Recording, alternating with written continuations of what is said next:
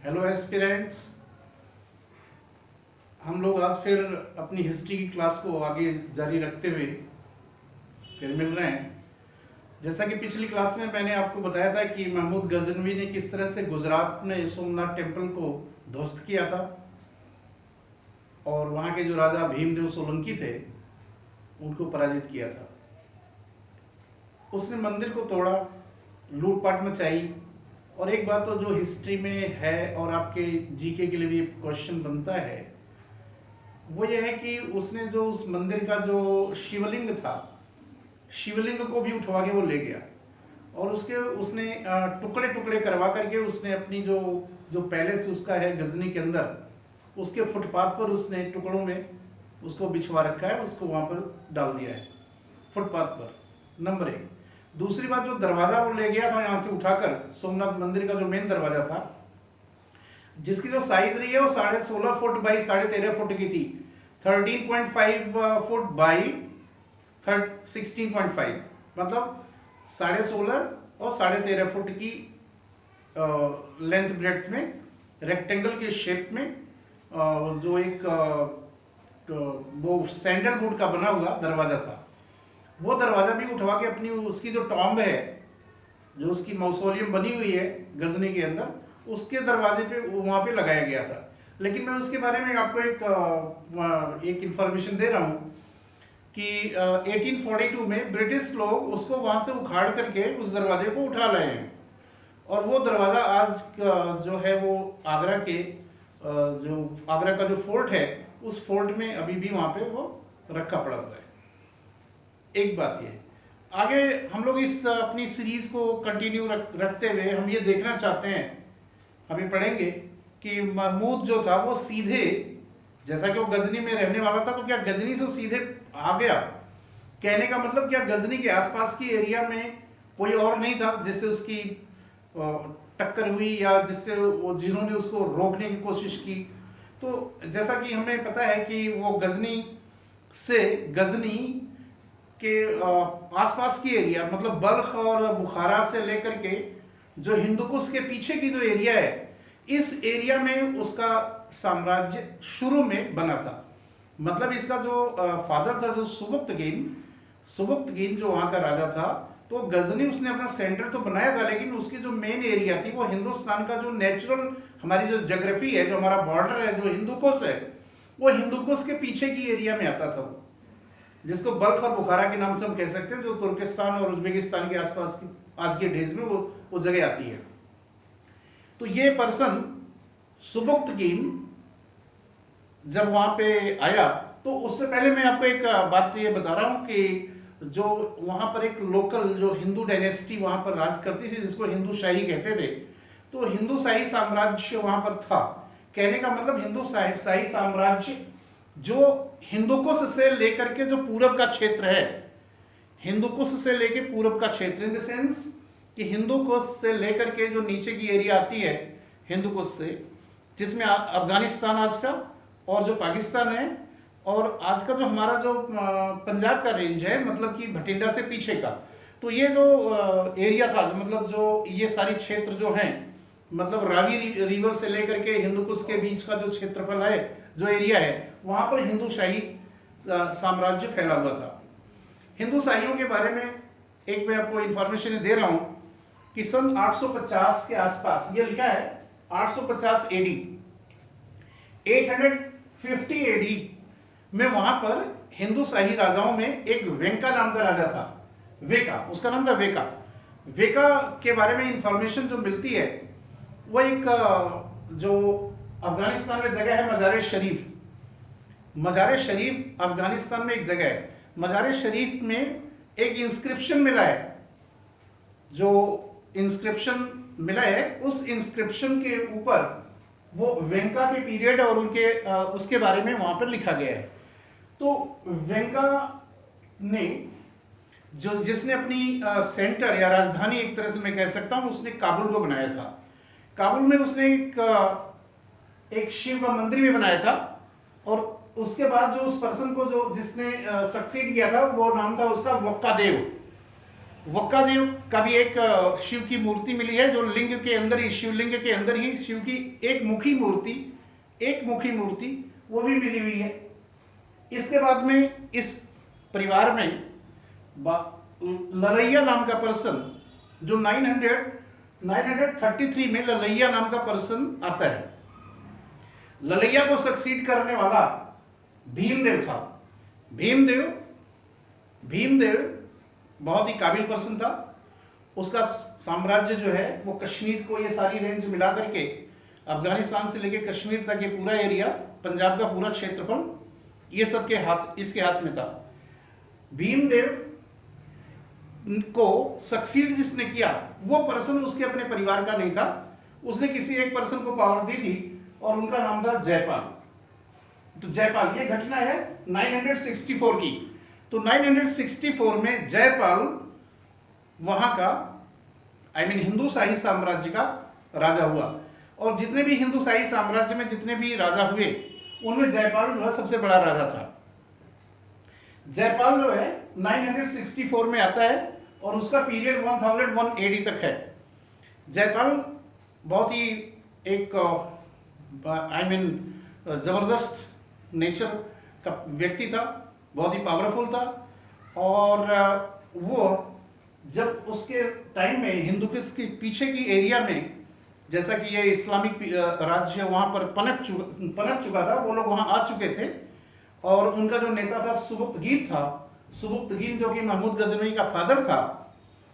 सुबुक्तगीन ने अपना जो सेंटर, जैसा कि इनका पहले सेंटर ये बल्ख की साइड में था, लेकिन सुबुक्तगीन ने अपना सेंटर अफगानिस्तान और तुर्किस्तान के बीच में एक जगह है जिसको हम जो है मतलब जो जिसको आप गजनी कहते हैं, वो गजनी, उसने अपना सेंटर गजनी में बनाया। जब गजनी में आ गया सुबुक्तगीन, तो जयपाल को ये बात पसंद नहीं आई। जयपाल ने सुबुक्तगीन के ऊपर वर्ष 998 में, ये बात है 998 में सुबुक्तगीन के ऊपर इसने अटैक कर दिया जयपाल ने। लेकिन इस युद्ध का परिणाम कुछ थोड़ा उल्टा आया। जयपाल पराजित हुआ, सुबुक्तगीन विक्टोरियस हुआ, और उस युद्ध का परिणाम यह निकला, जो कि जयपाल के फेवर में जाना ही नहीं था। जयपाल ने ये एरिया, ये आप यहां देख लीजिए, ये हिंदुकुश है, ये जो मैंने यहां पे मार्किंग किया है, ये इतनी सारी एरिया, ये जिसमें ये एरिया जयपाल को देना पड़ा, सुबुक्तगीन को देना पड़ा। और जयपाल को रिट्रीट करना पड़ा, काबुल से हट करके जयपाल अब पेशावर में आ गया, जो पेशावर जो आज के टाइम में पाकिस्तान के अंदर है। तो जयपाल ने अपना सेंटर अब बनाया यहां पर, पेशावर को कैपिटल अपनी बनाया, यहां पर रह करके उसने अपनी गतिविधियों को आगे जारी रखा।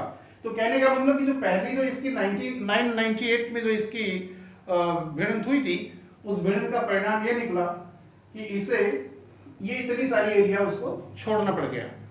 और इनका एक अपना जो एग्रीमेंट हुआ, एग्रीमेंट के हिसाब से 50 हाथी, मतलब 50 एलिफेंट्स, इसको एज ए वॉर इंडेमिनिटी, युद्ध के हर्जाने के रूप में सुबुक्तगीन ने इसके ऊपर इतने हाथियों का, उसके ऊपर 50 हाथी का पनिशमेंट लगाया था। और उसके बाद इनका जो एक कंप्रोमाइज हुआ था। ये तो एक घटना हुई। उसके बाद क्या हुआ कि अपनी इस डिफीट को जयपाल बर्दाश्त नहीं कर पाया। जयपाल ने सन 1001 में 1001 AD में जयपाल ने फिर से हमला कर दिया इनके ऊपर। और उस समय महमूद जो था सुबुक्तगीन को रिप्लेस कर चुका था। महमूद उस समय राजा था, मतलब जो गजनवाइड थे, गजनी साम्राज्य का जो सक्सेसर था, वो महमूद बन चुका था। तो जयपाल ने महमूद गजनवी के ऊपर अटैक किया और उस युद्ध में भी जयपाल को पराजय का सामना करना पड़ा। परिणाम यह हुआ कि जयपाल जो है बहुत ही शर्मिंदा हुआ, लज्जित हुआ, और उसको ये बात बर्दाश्त नहीं हुई। उसने खुद ही आत्मदाह कर लिया, सेल्फ इमोलेशन, अपनी जान दे दी उसने आग लगाकर, क्योंकि उसे अपनी ये पराजय बर्दाश्त नहीं हुई। और उसका ये मानना था कि जो उसका पुत्र आनंदपाल था जो उसको सक्सीड करने वाला। आनंदपाल बहुत ही काबिल जनरल भी था, बहुत ही काबिल एक एडमिनिस्ट्रेटर भी था। तो जयपाल को ये लगता था कि मेरे जाने के बाद मेरा बेटा मेरी इन सारी जो विफलताएं हैं इनको रिकवर करेगा, और ये चीज़ उसको बर्दाश्त नहीं और उसने अपनी जान दे दिया। एक चीज़ और हिस्ट्री में, जैसा कि वहाँ पर एक रेफरेंस आता है उतबी का। उतबी ये कहता है, उतबी कौन था ये भी बता दूं कि उतबी जो है महमूद गजनवी का एक कोर्ट ऑफिशियल था, आप ये कह सकते हैं उसका एक कोर्टियर था, लेकिन वो लिटरेरी पर्सन भी था। तो कुतुबी ने ये कहा है कि जयपाल ये मानता था, जयपाल एक्चुअली वो एक ब्राह्मण कास्ट का था, और उसको ये बात पसंद नहीं आई कि उसकी जो उसको इस तरह से बेआबरू होना पड़ा, जो उसको इस तरह की बेइज्जती का सामना करना पड़ा, और वो भी एक मलेच्छ के हाथों। वो मलेच्छ मानता था उसको, किसको? महमूद को। तो वो कहता था कि मलेच्छ के हाथों मेरी जो इसकी जो बेइज्जती हुई, इस बेइज्जती को बर्दाश्त नहीं कर पाया और अपनी जान दे दिया। ये मैं जो रेफरेंस दे रहा हूं मैं कुतुबी का दे रहा हूं। जयपाल के जाने के बाद उसका पुत्र आनंदपाल आया। आनंदपाल ने अपना जो सेंटर यहां बनाया है, ये देख सकते हैं, ये एक जगह छाछ है, ये और भी पंजाब का नीचे का प्रांत है, नीचे की एरिया, मतलब ये पीछे हट रहे हैं, ये देखिए पहले हिंदकुश से चलते हुए यहां तक आ चुके हैं, छछ जिसको वहिंद कहते हैं। यहां पर महमूद ने फिर इसके ऊपर एक हमला किया, महमूद ने किया आपकी बार, और ये बात है 1008 की है। 1008 में महमूद ने इसके ऊपर अटैक किया, और उसमें जो आनंदपाल था, आनंदपाल तो बुरी तरह पराजित नहीं हुआ, लेकिन कहीं कहीं इन दोनों के बीच में एक, मैं कह सकता हूं कि मतलब एक निर्णायक युद्ध नहीं हुआ, जिसका परिणाम ये हुआ कि इन दोनों के बीच में एक सेटलमेंट हुआ, एक एग्रीमेंट इनके बीच में साइन हुई, पैक्ट साइन हुआ, जिसमें ये हुआ कि भाई कोई किसी के ऊपर अब अटैक नहीं करेगा। लेकिन मैं एक बात साथ में जोड़ दूं कि इसमें ये जो एरिया है छाछ के आसपास की वहिंद की, इस एरिया से भी आनंदपाल को पीछे हटना पड़ा था। ये बात मैं आपको कंफर्म कर देता हूं। तो आप ये कुल मिलाकर ये कह सकते हैं कहीं न कहीं कि विक्ट्री जो थी, जो जीत थी, ये महमूद की ही हुई, अदरवाइज इनको अपनी जगह क्यों देना पड़ता। नंबर 1 तो आनंदपाल, ये बात 1008 की है। आनंदपाल के बीच में जो इनका एग्रीमेंट हुआ, उसके बाद से आनंदपाल की खुद की अपनी डेथ हो गई। आनंदपाल 1011 में मृत्यु को प्राप्त हो गया। आनंदपाल को जो सक्सीड किया, उसका बेटा जो था त्रिलोचन पाल था। तो त्रिलोचन पाल, अब ये देख सकते हैं, ये सारी एरिया इतनी एरिया इस समय तक, मतलब कि 1011 तक इतनी एरिया इनकी निकल चुकी थी। इतना हिंदुस्तान का जो हिस्सा था, जो आज का अफगानिस्तान, ये पाकिस्तान के लगभग पूरे एरिया ये जा चुकी है। ये नीचे थोड़ा सा बस रहा है अभी, पश्चिमी पंजाब है। ये पंजाब में आप यहां देखिए लिखा है नंदना और कटसराज, और नीचे लाहौर लिखा हुआ है। मतलब जो त्रिलोचन पाल था, त्रिलोचन के पाल के पास ये एरिया बची हुई थी पंजाब के अंदर, और ये कश्मीर भी था। कश्मीर लेकिन ये इनके हाथ में नहीं था, ये केवल इतनी एरिया में रह गए थे। त्रिलोचन पाल जो था, उसने जो इस आनंदपाल और महमूद के बीच में जो एग्रीमेंट साइन हुई थी, उस एग्रीमेंट का पालन ये पूरी तरह से कर रहा था। ये नंदना में अपना सेंटर बना करके रहता था। अब नंदना कौन सी जगह है, मैं आपको थोड़ा कंफर्म कर दूं कि पंजाब में, मतलब पाकिस्तानी पंजाब जो है, जिसको आजकल आप रावलपिंडी कहते हैं, रावलपिंडी के आसपास वहां पर एक मंदिर है जिसको कटसराज मंदिर कहते हैं, जो महाभारत के पीरियड का भी है। तो कटसराज मंदिर के आसपास की जो पहाड़ियां हैं, उन पहाड़ियों के पास ये नंदना जो है एक किलेबंदी वाला एक शहर था। मतलब एक किले के साथ एक इनका जो सेंटर था, और यहाँ पर पहले भी रजवाड़े रह चुके थे। इससे इन लोगों से पहले भी वहां पर एक हिंदू डायनेस्टी, जिसको वैद डायनेस्टी कहते हैं, वैद डायनेस्टी इस पे शासन कर चुकी थी इन लोगों से पहले। ये जो हिंदूशाही साम्राज्य की बात हो रही है, इन लोगों से पहले वैद डायनेस्टी हुआ करती थी। तो ये कटसराज मंदिर के आसपास जो पहाड़ी है, उस पहाड़ियों पर बसा हुआ एक शहर नंदना, जिसको कि त्रिलोचन पाल ने अपनी कैपिटल बनाया और वो वहां रहता था। त्रिलोचन पाल के ऊपर सन 1014 में 1014 में महमूद ने फिर से हमला किया, जबकि ये जो इनकी त्रिलोचन के फादर के और महमूद के बीच में जो एग्रीमेंट हुआ था, ये उसने उस एग्रीमेंट का महमूद ने पालन नहीं किया। अब एक बात मैं आपको बताता हूं, ऐसा क्या था कि महमूद इन सब चीजों को, इस एग्रीमेंट को बिल्कुल तोड़ के साइड कर रहा था। ऐसा कारण क्या था? तो उसके पीछे एक बात यह है, महमूद भारत के इंटीरियर हिस्से में, अंदर के हिस्से में आना चाहता था। जैसा कि आप लोगों ने देखा कि आगे वो जो चंदेलों के पास भी आया था महमूद, जो है उसका भांजा जो गाजी मियाँ है, वो तो उत्तर प्रदेश के पूर्वी हिस्से तक चला गया था, और इधर ये महमूद खुद सोमनाथ और गुजरात की तरफ गया, काठियावाड़ की तरफ गया। तो ये उसका मकसद जो था वो हिंदुस्तान के इंटीरियर हिस्से में आने का था। लेकिन उसे पता था कि ये जो हिंदुशाही साम्राज्य के लोग, ये ऐरे गहरे नहीं थे, ये जबरदस्त लोग हुआ करते थे, और वो जानता था कि ये दबने वाले लोग नहीं है। और अगर ये महमूद इनको बिना पछाड़े या इनको कुचले हुए अगर वो अंदर आता, तो शायद ये पीछे से घेर लेते उसको, और उसकी जो आगे की जो कामयाबी उसे जो हासिल हुई वो नहीं मिलती, उसे अपनी जान से भी हाथ धोना पड़ता। लेकिन इसीलिए वो इन सब चीजों में वो इन्वॉल्व रहा। त्रिलोचन पाल से भी उसका युद्ध शुरू हुआ 1014 के अंदर।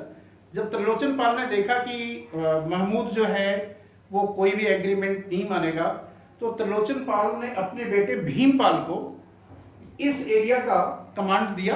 भीमपाल बहुत ही बहादुर लड़का था। भीमपाल के बारे में उद्वी फिर लिखता है, उद्वी लिखता है निडर भीम, ये उद्वी की लाइन है। भीमपाल के बारे में वो लिखता है निडर भीम, ये उद्वी लिखता है। तो भीम जो था बहुत ही बहादुर लड़का था। भीमपाल को चार्ज दे करके त्रिलोचन जो है वो कश्मीर की तरफ आया। उसमें कश्मीर का राजा संग्राम राजा थे, उनका नाम था संग्राम राजा। संग्राम राजा जिनका पीरियड 1003 से 1028 1003 से 1028, ये संग्राम राजा का पीरियड था। और उनके जो कमांडर थे उनका नाम था तुंगा। तुंगा उनके कमांडर हुआ करते थे संग्राम राजा के, ये कश्मीर के राजा थे। त्रिलोचन पाल इनके पास गया। और एक बात और मैं आपको ये बता देना चाहता हूं कि जो ये जयपाल की जो फैमिली है, ये कश्मीर की ही थी, ये कश्मीरी पंडित थे। ये कश्मीर में आया और उसने संग्राम राजा से हेल्प मांगी। संग्राम राजा ने हेल्प दिया। संग्राम राजा ने अपने कमांडर तुंगा को डायरेक्ट किया, उसने डायरेक्शन दिया कि तुम जाओ और युद्ध में इन्वॉल्व हो जाइए। तुंगा जब अपनी सेना लेके चलने लगा, तो त्रिलोचन ने उसको समझाया कि तुम जो है सीधे मैदानी युद्ध नहीं करना, तुम्हें गुरिल्ला युद्ध करना है, जैसा कि त्रिलोचन के बेटे भीमपाल ने किया था। भीमपाल ने जो युद्ध लड़ा वो बड़ा भयानक युद्ध था, और उस युद्ध में हारते हारते बचा था महमूद, हारते हारते बचा था, उसकी जान भी बड़ी मुश्किल से बची थी। और इसीलिए उतबी ने लिखा था निडर भीम। तो जो टैक्टिस भीम ने अपनाया था, भीम की जो टैक्टिस थी, उसने महमूद को विचलित कर दिया था।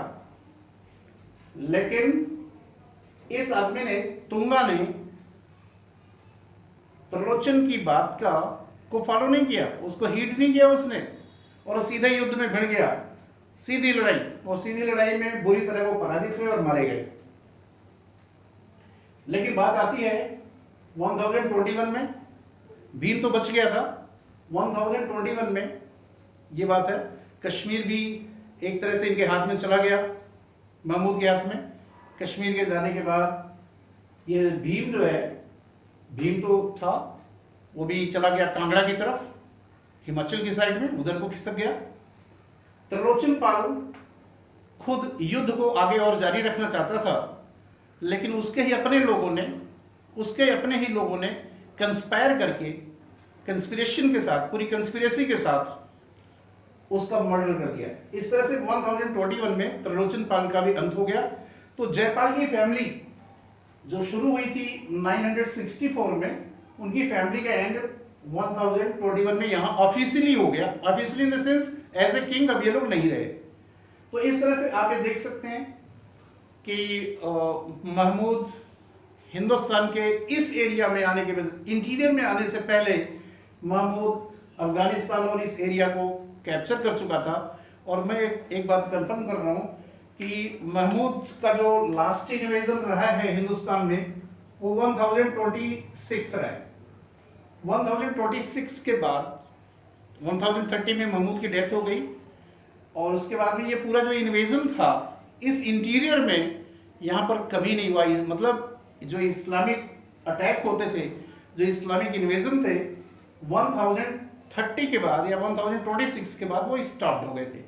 इसकी जो शुरुआत आगे हुई वो फिर 1191 में हुई जाके। तो ये बीच का जो पीरियड है इतना तकरीबन 150 वर्षों का, इन 150 वर्षों में ये जो इस्लाम के जो सिपाही सालार थे जिन्होंने भारत में एंट्री किया था, उन लोगों ने अफगानिस्तान से लेकर जो आज का जो पाकिस्तान है उस एरिया को उन्होंने पूरी तरह से उसका इस्लामीकरण कर दिया। कंप्लीट तरीके से वो एरिया इनके चंगुल में जा चुकी थी। और 1191 से फिर से एक नया अटैक शुरू हुआ, एक नई कहानी शुरू हुई। और ये कहानी आगे नेक्स्ट वीडियो में आप लोगों के सामने मैं फिर लेकर आऊँगा। आप लोगों ने हमारी इस वीडियो को देखा, थैंक्स।